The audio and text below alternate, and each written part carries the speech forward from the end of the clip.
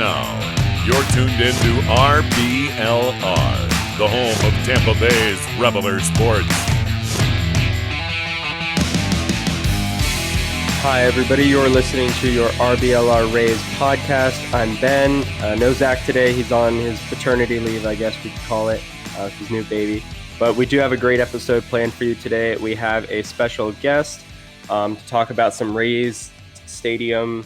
I don't want to say drama, but maybe it's news and kind of like the discourse around that. We have Henry Queen from the Tampa Bay Business Journal. Yeah, Tampa Bay Business Journal. Cool, got that right. How's it going, Henry? Good. How are you? Thanks for having me on. Yeah, I'm doing great. I'm excited to talk about this stuff. I don't know a ton about like all the ins and outs of the politics and the financial side of everything that's going on, but I'm really excited to learn more here, and I think our listeners will definitely learn more as well. Because I've read a lot of your articles, and you have a ton of insight, so I'm interested to see what you have to say. Thank you. Yeah, politics is always, intrinsic or inherent in these sorts of deals. So that is the name of the game, I suppose. Yeah, I mean, everybody seems to have like, a hand in the cookie jar here, trying to get what they want. Nobody really wants to pay for things, but some people do. There's money to put into it, but not everybody is willing to invest, and it's pretty complicated and a little messy. So, I mean, what's basically like, I know when we were talking beforehand, you said you're a Braves fan, but you do like the Rays. What's your ideal situation here for the Rays Stadium search? I mean, that's a tough question. We can get into the reality situation in the future, but so I actually live right now right next to the Trop. So I live in St. Pete. But let's be honest, I see the cars roll in, and I don't know if you know the Enchant, they light up Tropicana Field during the Christmas time or whatever. I mean, there's more cars rolling in there on a nightly basis than the Rays games. We know the attendance issues. St. Pete is not the ideal location. I think if they had to go back in time and redo it, I'm sure 30 years ago, whenever they built the Trop, 40 years, 35, early 90s, right? They probably would have done it in Tampa. Obviously, there's just more fans in Tampa, and that's just the case. I don't know if there's any Facebook data or if anyone's parsed that out, perfectly. But obviously, there's orders of magnitude more fans in Tampa. So I mean, that just makes more sense. But the land and where it goes and the financing, it's also complicated, and it hasn't happened for 15 years. And so we shall see. Because I mean, it's just what a roller coaster of a ride, and we've got so many different phases and iterations of this drama. I mean, last year we were covering the split season. I think at this exact time last year, right before New Year's, I wrote the story that the Tampa Sports Authority was considering the half season proposal and the full season proposal in terms of studying the economic feasibility of a proposed stadium in Ybor. And obviously the half season never came to fruition. And the Rays never had that backup option. Maybe the Tampa Sports Authority did, but the Rays didn't. The Rays were all in on the half season. So and now they're scrambling. And then a year later, we have some updates, obviously, that we can talk about, but still nothing completely tangible besides renderings. So, yeah, I mean, some of those renderings are really nice to look at. It's some wishful thinking, definitely, for fans that want to see, the new construction. We want to see ground being broken. I mean, personally, I would prefer Tampa. I know the population density is definitely a bit better. Tampa does really well in the TV markets. I think they're, middle of the pack in terms of, teams around the league, maybe a little bit better. But their TV numbers are much better than what we see in attendance. So the fans are there. It's just, it can be difficult to get to St. Pete. Personally, I can make it to maybe 5 games a year, because I'm working full time. But if we're in Tampa, I'm getting season tickets. I don't know if you got that survey thing a little while ago that the Rays put out where it was through MLB where they sent out an email and fans got to give their input. Allegedly, I don't know how much they considered that input, but I definitely made it clear that if the Rays are in Tampa, I would attend a lot more games. And I know a lot of people that would do the same thing. So, why is Tampa still, not I mean, I don't want to say they're not the front runner, but why isn't this, a done deal? Why isn't Tampa just taking the Rays and moving them in 2027 or whatever? For years, they haven't been willing or able to put up the financing. And, I understand there's other priorities, like driving on Tampa's roads. There's plenty of potholes, in terms of priorities, a stadium can be lower on the list. And when Tampa seemed like the front runner, like when it was the most momentum was, several years ago before I was here, when it was Bob Buckhorn as mayor, and they had those renderings for an Ybor City stadium full time. And eventually that fizzled out, and because the Rays weren't willing to put up 50%, which I think maybe now they are, there's nothing definite in terms of, confirmation, but it seems like maybe they're more willing. But even then, like, the mayor of Tampa, Buckhorn, when he left, he was like, it's essentially municipal extortion. Like, that's kind of how he described the situation. And that's how it feels even today, even though the current mayor is going to put on, I don't know, like she's like, basically the infrastructure and financing are the two hindrances. I think in the ideal world, she would want, and then Tampa would want to accommodate the Rays. But land and financing is difficult. And I'm sure we can get into the land. So this piece of land is very interesting. And my colleague is the one mostly covering it. But the developers only closed on, I think, 1 acre or a little over an acre of the 25 acres. And then you have to relocate all these maritime jobs, which is going to take many years. Plus, the U.S. Army Corps of Engineers is a federal bureaucracy. Like, it's like the definition of a federal bureaucracy. If you look up in the dictionary, like they aren't quick, like for anything. And so you have to do geological surveys, and because it's basically kind of right near the port, on like the Ybor Channel. So you'd have to do all these studies, and so I expect these things to take a long time. And I think one St. Pete person, so maybe a little biased, but a real estate guy in St. Pete, he said, this proposal, while maybe good, it looks like 5 years too late. So that's just maybe a little bit of the history, I suppose. Yeah, I mean, we definitely see the different government agencies will sometimes take their sweet time when, working on these types of projects. And it's just, there's so much that goes into it. And I know that, you mentioned financing and infrastructure as two like big keys. It seems like, the Tampa Bay area could benefit from like a infrastructure, maybe like transportation kind of makeover that might make it more like valuable, I guess, to have the Rays in Tampa. I know public transit's not great, obviously, in Tampa compared to other parts of the country, but do you think like making Tampa more of like a city with better transit and transportation options and stuff, do you think that would help with the Rays stadium search in I think Tampa? it's interesting. Like last year when the split season proposal was there, I kind of looked into that because as part of the feasibility study that they did was what was it? It was like a Stantec, which is like a consulting firm. They had a report on like just the transportation to get into the stadium, right? So like, what percentage of people will drive, where they're going to be driving from. And, I'm sure and even in that data, they can see clearly, like you said, population density in Tampa, people would make different decisions and not have to brave the rush hour traffic over to St. Pete, like for sure. But in terms of the transit part, like that, it's still lacking. And so like there weren't enough, like their vision, I think in the ideal world, like, basically every team except for the Braves who went out to the suburbs, like they want to invest in a metropolitan inner city stadium that connects with, you try to like the retro phase where you try to go back to the, I don't know, Epix Field days or whatever, or you're dodging trolleys.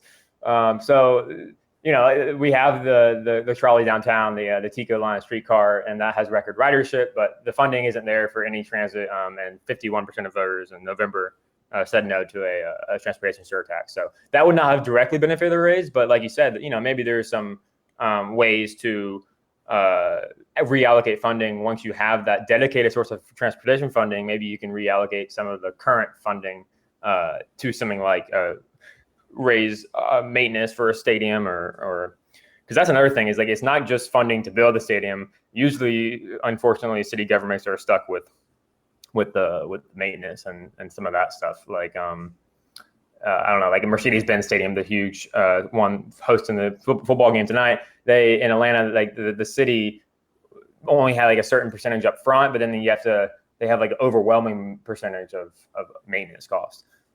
So that's another part of it. Yeah, I mean, there's really just so much that goes into it, and those maintenance costs seem like they would be not really fun for taxpayers. I mean, because personally, and correct me if I'm wrong here, but it seems like it's not really a great investment to build a new stadium. I mean, it's mostly seasonal employment when you have, you know, the team only playing part of the year. I mean, if they can have like a multi-purpose stadium, that seems like it would be, you know, at least a little bit better. But then, like you said, the maintenance costs are still a pretty significant factor there. And I don't really think I want too much of my tax money going to a stadium when, you know, ownership could realistically afford most, if not all of it themselves, or maybe secure some other kind of private funding. So, I mean, there are just better things to spend money on, I guess, like schools, hospitals, roads. Yeah, it's a tricky situation. Exactly. And I hate to go back to the Braves, but I just because I know of Atlanta, that's where I grew up. And there's like a PR battle between like the different studies which show or not show if the stadium was worth the investment. And, you know, there's some reputable like sports business professors or economics professors who are putting out very reputable studies of this was not worth the investment. And then the Braves like commission a study that try to show like, you know, it's all well and good. And I don't know. I haven't parsed that out to, you know, many hours or whatever. So I'm sure there's an argument to be had at either side, but it does feel like obviously the ballpark is not going to be the best investment compared to other things. With the Braves, they really try to make it a year-round destination. You have residences, you have people living nearby with apartments on top of like retail options, and then plus you have like a little concert venue. And then maybe they try to host things within the stadium itself during the winter. I don't know. But by trying to create that year-round destination, maybe you can help some of it. But the Braves are still asking for tax breaks. they're trying to, you know, build new office buildings or something, and they're still trying to ask for tax breaks. So it never really ends, I suppose. Yeah, I feel like we'll still be talking about funding and stadium politics years after, you know, the Rays do end up either moving or staying or whatever they end up deciding. We're still going to be talking about it for years. So, yeah, I mean, you mentioned the thing I want to touch on here is you mentioned like how the Braves made their stadium kind of like a hub with places to live and like businesses and stuff like that kind of around the stadium.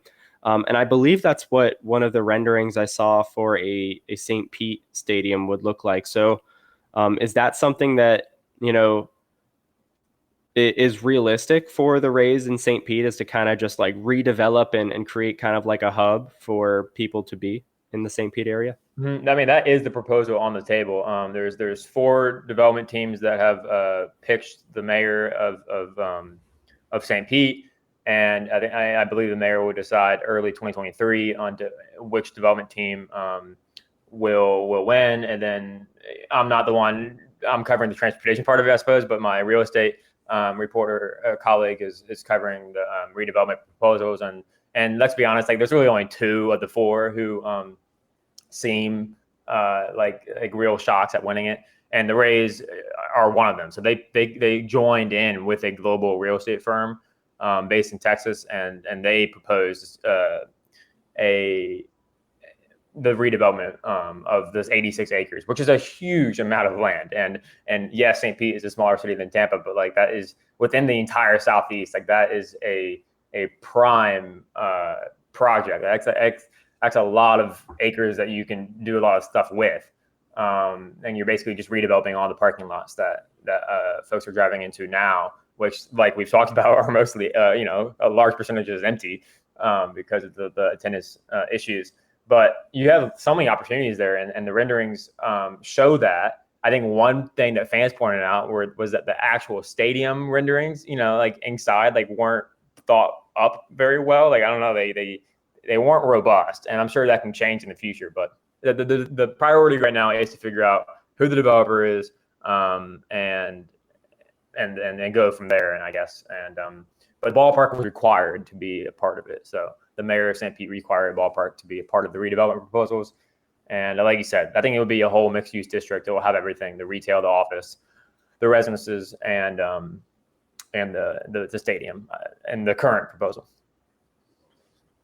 Yeah, I mean, as a Tampa resident, like I'm definitely a little biased, but that does seem like a pretty good solution, I guess. I mean, I would still, get out to games, but I would think it would help improve attendance. I mean, if they're able to kind of use whatever research and studies that are that they can to like back up, an increase in attendance that could possibly come from, redeveloping in St. Pete. I think it's a great idea. And I just know that it would still cost a ton of money, because in Florida, you kind of have to have a retractable roof or some kind of roof. It's just you're going to lose like half of your games to rainouts, and it just creates such a hassle later. Yeah, I mean, it's just going to cost so much money, which is it's hard to put that on taxpayers. So would these proposals, would that be like, mostly taxpayer funded, or would it be privately funded, or like a mixture of both? I don't know a whole lot about it, but I'm just curious about how they could make that happen financially. I think it's a mixture of both, if I'm not mistaken, and we don't have exact percentages, but it would, I think, pencil out in terms of dollars and cents, and on the financial side more than the current Tampa proposal, I suppose, only because St. Pete and Pinellas County in general has a lot more tourist funding available, like the tourist development tax dollars that are rolling in because of the beaches in Clearwater and St. Pete Beach and et cetera.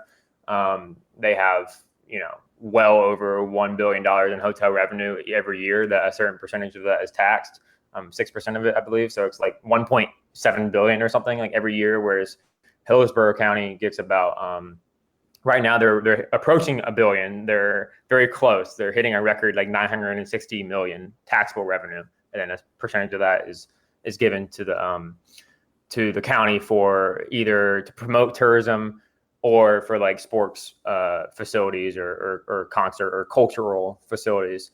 And you can't use that for affordable housing right now, but there are some folks in the legislature in Florida who are trying to do that. So that chunk of money is always up for grabs. And I think, but the Rays have a good chance at least taking some of that. So that will most likely would be where the public funding would come from. And then private dollars, you have investors, you have so many different people who want a slice of that 86 acres. And the real estate firms who have proposed these deals are reputable. They've done districts, as you would call them, in the past. And I think the city and the developer and the Rays would all work together to make it happen. At least that's how I see it now. Right. Okay. No, that makes sense. Mm-hmm. So what do you think is the likelihood, I guess, of something like that happening in Ybor? I know that's kind of like the popular Tampa spot right now, if something isn't able to get done in St. Pete, but do you think this is a possibility in Ybor, or does it seem kind of more likely things are leaning towards St. Pete? Are you saying just the stadium, or just having a stadium and a mixed use district? I think maybe a stadium and a mixed use district, because I know Ybor is, I mean, just going down there, like they do have a lot of land, but it's a great kind of area to be. Like it's nice. I feel like it's relatively accessible. Sure, and it has a baseball history. I know they just opened up a baseball history museum. Well, I mean, you have to look at the specific sites that you would propose within Ybor, and there's just complications all around it, because the K-Force site that was proposed last year for the open air stadium at the former K-Force headquarters in Ybor, great location, like that would be great. And you wouldn't necessarily develop offices and buildings around it, but you would have Gasworks, which is being developed right now, very, very close. And you have Ybor City bars and everything very, very close. And so it would all kind of work out in that way. And ironically, not to go on a tangent, but the Gasworks that's being developed is by the same developer that is closing on the land at the Ybor Channel, which is where the renderings that we reported on recently are located. But for the K4 site from last year, there's the height variance. So meaning that like the only reason why they proposed the only reason that they could do the open air stadium is because, or sorry, I'm trying to think of the way to say this. Basically, you couldn't do a huge retractable roof stadium at that site. Due to, you would have to, I mean, maybe it's possible, but you'd have to kind of go through hoops to make sure that the historic Ybor City Commission or whatever it may be called can approve the height, because it would be above what is currently regulated or allowed. And then for the Ybor Channel site on the water, again, everything looks great, and you know, we'll see if the timing's right though. You know, it's like the renderings look great, but like, where's the funding, where's the infrastructure, and the speed at which they can do it? Like, unless they can, I don't know, extend the lease at Tropicana for you know, on 1 year basis, which I don't see as possible, then they would have to get going pretty fast at the Tampa Ybor Channel location. Right. Yeah. I know you mentioned a little bit earlier. It seems like it's everything's maybe a couple of years too late here, because we are close to that lease being up at Tropicana Field, because I think it ends either at or after the 2027 season. So I feel like the stadium is going to take maybe, or a whole district even would take that long, if not longer, to be built. Right. I mean, how long is the turnaround on the construction? I don't necessarily know. I mean, several years, right? I mean, at least. And then plus, like we've already mentioned, the U.S. Army Corps of Engineers would have to do the studies. There's additional complications, and you have to relocate the maritime jobs, because at that current site is a marine repair facility. That if Daryl Shaw gets this land, and as he is currently planning on doing, then those maritime jobs are going to have to be relocated regardless. And that's a process regardless, whether it includes the raise or not. Right. Yeah. There's still just so much going on there. Yeah. I mean, I think those are basically all the questions I had. I feel like this was a really great, informative thing. Is there anything like we kind of missed that's like a big point that you feel like fans or anybody listening needs to know about? I mentioned briefly before, like Rob Manfred. I'm very interested. I'm not very well versed on the Oakland A's situation, but just like for so long, these two teams have not been able to get the stadium that MLB is desperately wanting them to get, and the Rays and the A's are arguably holding up expansion. I think MLB has discussed expansion, right? Like they've considered it. They think that it might be a good idea. It would bring in more money. It would, you know. They hope the talent level won't drop off and all those things. So, but the Rays and the A's are holding that up. Manfred has many times said, we want the Rays and the A's to get their stadiums first. And the A's also are looking at port property or you know, something on near or on the port in Oakland. And then there's also the Vegas situation. And so I think Rays fans can be grateful that there isn't so far the leverage of looking elsewhere, as countless owners have done over the decades. At least currently, I haven't seen or heard anything on that. And so it's just St. Pete and Tampa currently. But the A's have Vegas to deal with. And Manfred, the commissioner, has previously said, I think a few weeks ago or a few months ago, like the Rays are looking good compared to the A's. So he was like more confident in the Rays, which is interesting.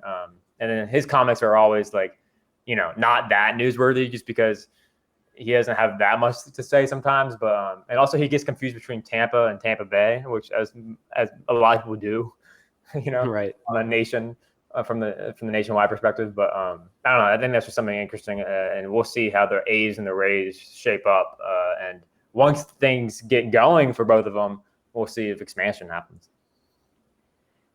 Right. Okay. Yeah, I know the stuff like with Manfred and MLB as a whole. That's like a whole other layer. But I guess it's more on the Rays and ownership to kind of secure their stadium and their future.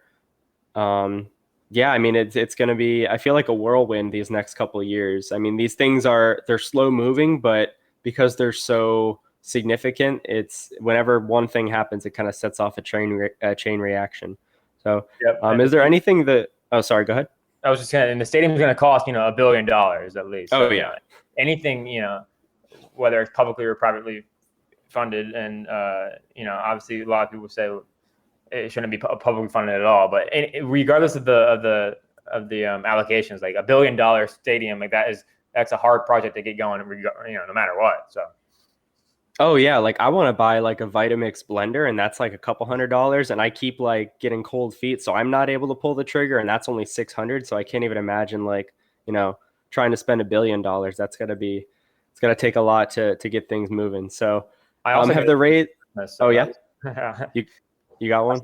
Yeah, indeed. Not I guess I got a Ninja, but okay. No, those are still up there though. It's a little pricey, but it seems worth it. So exactly. Last thing here, have the Rays said anything differently? Have they said anything in public and maybe have acted differently in private, or vice versa? Like, are the Rays, I guess, acting or speaking or at least presenting themselves in an ethical way in this situation? Or is there any kind of concerns about things going on behind the scenes that might be a little shady? I don't have the historical knowledge to maybe comment on that. I think the years speak for themselves. Like 15 years of pie in the sky proposals and then nothing actually occurring, and a lot of that is on them and their maneuvering and their unwillingness to put up the funding themselves. And Brian Auld is the president, and he has been the one kind of the public face over the years, kind of doing the bidding. I suppose poor guy had to go around trying to pitch the split season, which obviously no one was going to go for, and he was the one doing it, and I guess that's kind of the current situation. They'll do public speaking events every now and again, but maybe not as frequently. I don't know, but it's been 15 years, and the Rays themselves haven't exactly been the best players to work with over those 15 years. So there is that. Yeah, it doesn't seem like everything is as great and pie in the sky as they might like it to seem. Mm-hmm. Yeah, I mean, it seems like it all just kind of comes down to the money and the politics of it and the transit. So there are so many factors. I think we kind of touched on a good amount of them, though, and I feel like I learned a lot here. I don't know a ton about everything that's going on at like the state and the local levels with the governments and stuff, but I feel like this was really helpful. I know you brought up the Manfred thing, but is there anything else I might have missed? I feel like we got most of it or all of it. Yeah, absolutely. I think so. All right, great. Well, thank you so much for coming on, Henry. Is there anything you want to plug? Like, where can people read your stuff? Social medias, anything like that? Yeah, bizjournals.com/Tampa Bay. That's where all of our articles are, and we provide insight on business dealings throughout the region. And I report on sports business every now and again, whether it be Rays, Bucks, Lightning. So that is definitely something where you can find it. And the social media, I'm on Twitter, but I don't know. I don't like this views thing on Twitter. I don't know how active I'll be. I don't know. It's just kind of ruining the experience for me. So, but I am on Twitter. All right. Yeah, I think it makes me like a little self-conscious. Like people are viewing my stuff, but then everybody's ignoring me. I don't know. It's probably not too good for my self-esteem, but exactly. That's all good. So, all right. Well, I appreciate it. Yeah, thank you so much for coming on, and we'd love to have you back at some point. Maybe if anything ever happens with the stadium, I'm sure something is going to happen, good or bad, in the next year or so, or years or whatever. So we'll definitely reach out and see if you're able to hop back on. All right, perfect. Sounds good. Yeah, you would think, within a year, you would think.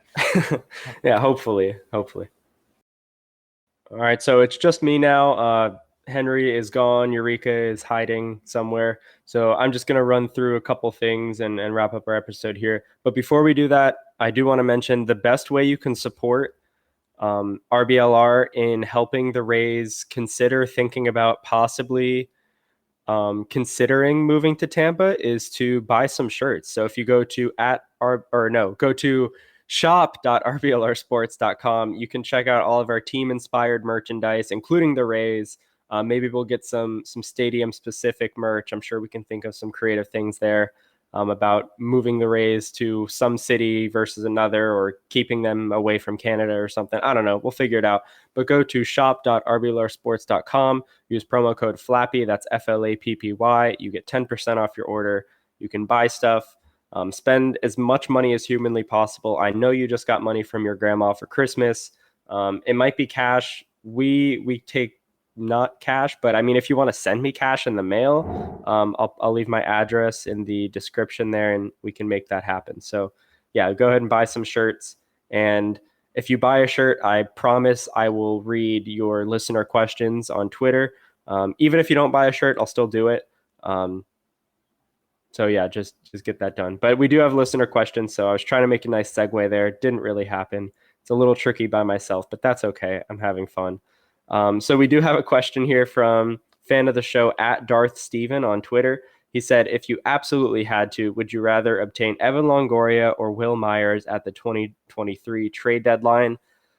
If we had to, I would say Evan Longoria. I mean, I don't think either is a very good option. And we'll kind of I'll talk about the Evan Longoria stuff in a little bit, because we did just get news yesterday that he signed a 1-year, $4 million deal with the Arizona Diamondbacks. So I'll dig into that a little bit. But yeah, I mean, if we had to pick one between Longo and Will Myers, I'd say Longo, just because Will Myers was not the best, I guess, like locker room presence and teammate during his time in Tampa. I know he was young and it's, you know, a little complicated. It's more than just, oh, he was bad for the team in the locker room, but Longo still is like an okay player. He's not, you know, what he used to be. He's kind of like a shell of his former self, but he still has some production. And yeah, I mean, I guess I'll just talk about him now because I'm already talking about him, but my heart wanted him to come back to Tampa, but honestly, like, there was really no fit within the roster. I've seen people on Twitter say the fit was there. We had the money. The Rays messed up by not signing him. They didn't mess up. They intentionally not signed him because he's not that good anymore. And the Rays don't need another right-handed DH who can play like an okay third base. Like, you've got Yandy who plays a decent third. You've got Isaac Paredes. He plays a great third base, a great second base, a great first base. You kind of need that positional flexibility. And if you're going to get like a guy that can only do two things, he might as well be a lefty, because the Rays do need a left-handed bat. Longo doesn't do that. If you look at the rolling averages on his zone contact rates, his strikeout rates, his weighted on base, like, everything is trending in the direction where you don't want it to be trending. Sorry, excuse me. So it's just not looking good. He has maybe like a year or two of being like an average producer, playing every day. And like, obviously he's not going to play with the Rays or anybody every day at this point. He's probably like a platoon guy, so that'll help his production. He'll be optimized a little bit, but it's still like, there's no logical need to put Longoria on this roster when you have Yandy, Paredes, Curtis Mead. Honestly, he has a chance to make the roster out of spring training. I don't see it happening just because he needs a little bit more time in AAA. But it is a possibility, and he will likely be up at some point this season. So you don't want to block your prospects for a guy that's going to be like maybe slightly above league average in certain situations. Like, it's just not worth it. So I know it's not what people wanted to hear, but it's the truth. He's not what he used to be. So yeah, moving on to something a little bit more exciting though. This next question is actually from someone who kind of went, like, I guess, moderately viral in Ray's Twitter. That's at Catherine Tinker. She posted a little while ago about this really cool Rays ticket deal at Costco right now. Like, you can get like 2 really good seats for like, I think it was like $60 or $70 at Costco. So that's pretty cool. It was on Reddit too, so if you saw that on there. But yeah, I mean, it's a great deal. I don't have a Costco membership, so I can't really take advantage of it. But I know a lot of people do, or they have like a membership as part of like something else. Like, like with my phone bill, like I get Hulu for some reason. So like they'll throw in things. So check out, maybe you have a Costco membership because of some other subscription. So definitely look into that, but some good ticket stuff. But basically her question was, what is each mascot's New Year's resolution? Which is a good question, and I didn't prepare for it at all. So I'm just kind of looking at a list of mascots right now in Major League Baseball. And I'll try to tell you some New Year's resolutions, I guess. Starting with the Rays, Raymond, obviously. I think his New Year's resolution should be to grow his mustache bigger. I think that's what he has. I don't really know what animal he is, but I think he should grow a bigger mustache. I think mustaches are in 2023, so that's important in my opinion. One of the easiest mascots to make fun of is Mr. Met. He is very ugly. His New Year's resolution should be to get Botox. We've got, let's see, the Philly Fanatic guy. I think his New Year's resolution should be to just keep having fun. He always seems like he's doing a great job out there. I really enjoy him. He's got a good Twitter presence too. And I know the Rays have that one mascot where it's just like a ray. It's like a devil ray. I think his New Year's resolution should be to kind of get himself out there a little bit more. I think he could be a great, very niche mascot if he was a little bit more popular. So that's as far as I'm going to go with these New Year's resolutions, because I really don't know what I'm talking about. And talking to myself here kind of makes me feel like I'm going crazy, but that's okay. So yeah, I mean, that's pretty much it. Nothing really happening. Just some holiday stuff. So I'm sure the Rays front office people are chilling, just enjoying their time. No rush to sign or trade for anyone. They have plenty of time. We've got like 3 months before spring training starts, and you really don't even have to get someone by then. Like, you can get them at the end of spring training. You can get them at the trade deadline.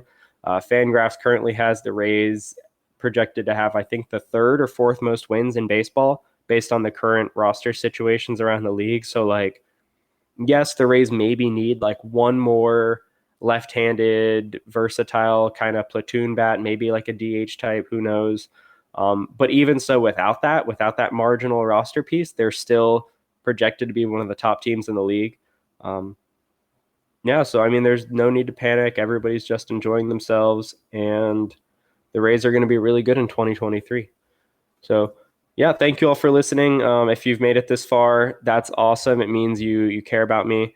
Next week, we're going to get into the Jeffrey Springs player review, which is something we've been trying to do for a couple of weeks, but we keep getting these really awesome guests. So blessing and a curse. We haven't been able to talk about Springs, but we get to bring you some other great content. So if you enjoyed this content, make sure you are following us on all social media things at RBLR Sports. You can follow me personally, individually. That is at DogPancake73. I've been doing some Rays trivia stuff every day, and I'm actually late to post my one for today, so I'm going to get on that. But yeah, let us know what your New Year's resolutions are baseball-wise. Maybe you're going to be a more aggressive, reactionary fan. I feel like maybe I could get into that. It might be a little fun to do some kind of role-playing, but who knows? But yeah, thank you all for listening, and go Rays. Thank you for tuning into this presentation by RBLR Sports. On your way out of the stadium, please remember to like and subscribe.